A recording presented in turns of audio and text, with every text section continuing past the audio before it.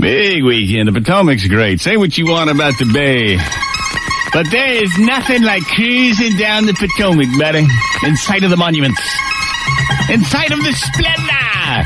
Feeling the vibration of them diesels throbbing under my feet. I mean... And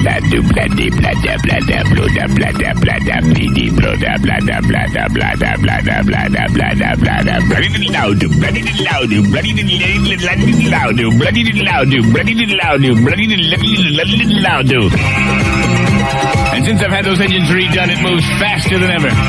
We're talking about 50 miles an hour. Now, when you think about it, when you're talking 57 feet of sleek fiberglass, when you're talking that kind of tonnage, you're talking a whole apartment house moving through the water at 50 miles an hour. You understand what I'm saying? An actual apartment house on plane in the water. And I think about it every now and then when I'm standing at the helm. That the Indians use water transportation merely to get to point A to point B. I mean, the Indians didn't relax on the water. They would cut down a tree, hollow it out, and float in it and go from one side of the lake to the other, and then they would get out. They wouldn't just float around in a hollowed out log just for the fun of it. But we, modern man, have taken getting from point A to point B and turned it into a whole entity in itself. I mean, the fuel bill for one day's outing on the good ship Grease could feed 15 families in Malaysia for a month. I mean, the electricity generated by the good ship Grease's massive generators could light the whole city of Wyckoff, New Jersey, with everybody using their toaster ovens. I mean, there are families in the village of Mubata. Whole families, 16, 18 generation families living in less space than I have for myself on the good ship Grease. A whole forest was decimated and gutted to make the teakwood and mahogany deck. 1,500 assembly workers in Detroit put out of work so I could have enough chrome to put everywhere on the Brightway.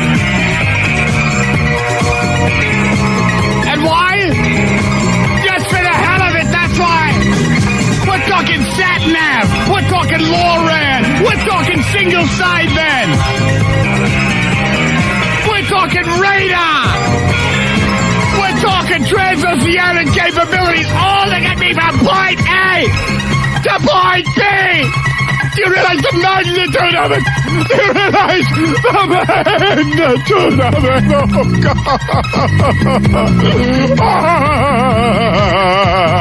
It's unbelievable.